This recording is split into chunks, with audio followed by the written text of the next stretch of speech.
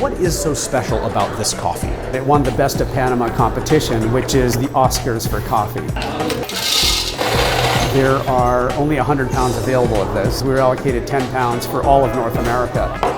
It's got really complex flavors. Is there a fruitiness to it? Like a berry, some kind of berry? Most Americans are still drinking what I call coffee-flavored milk. I think the San Francisco palate is ready to experience this.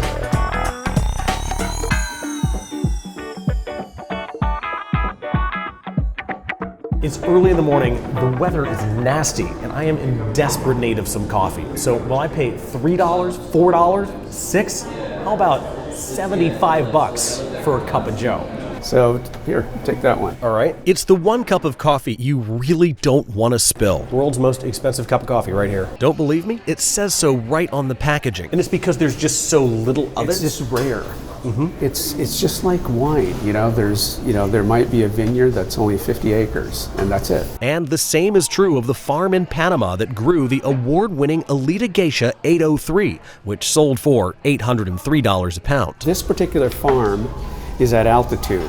It goes from 1,600 to 1,800, so it's on a hill like this. Right, and so there's only so much of that hill that you can grow on. Exactly. In fact, here at Klatch Coffee in San Francisco, most of the beans come from high up. Experts say they just taste better that way. You may have different types of soil at altitude. The soil has a lot to do with it. Oh, it tastes like coffee, but there's like fruit with the coffee. It's got a lot of texture, a lot of depth. Just like wine, what you taste depends a lot on how you taste. Swallow a little bit and then...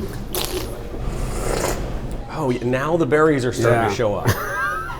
I'm actually getting the blueberry now. But don't rush. There's an entire symphony of flavors that gradually show up as the coffee cools down. You got to let a Cabernet open up. Yeah, open up. And that's the same with this? Yep, it's the same with this. But unlike a wine, you have to brew the coffee just the right way. I'm going to first do the bloom, which is going to be 35 to 40 grams of water, and then I'm going to wait for 40 seconds and continue to brew. Now, there's no actual fruit in the coffee. It's just the coffee beans. Just the coffee. To bring out the flavors, you need the perfect temperature. We poured a cup for the unsuspecting customer behind us. What do you think? It's really good. He picked up on the blueberries and even tasted some strawberries. I could drink this all the time, but I mean, from what I hear, it's pretty expensive. We told him just how expensive. Is that what this is? I'm drinking $75 a cup? Yeah.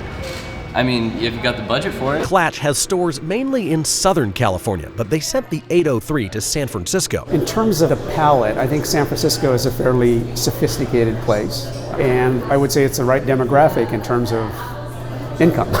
Still, no one here expects this coffee to become a morning ritual. Think of it more as a statement that when it comes to coffee, Americans have been doing it wrong. People put cream and sugar in it. And I think we're ready to experience coffee by itself. Luxury coffee is already a thing in Asia. A cup of the 803 sells for twice as much in Japan. But let's face it, most Americans grew up with coffee that was, ugh. It had the bitter taste, it had the over-roasted taste. You had to put cream in there to cut that. But coffee has evolved, and for even just $3, coffee shops like this want to help your taste buds evolve with it. And enjoy the layers, the texture, the depth. It's good, man. It's good.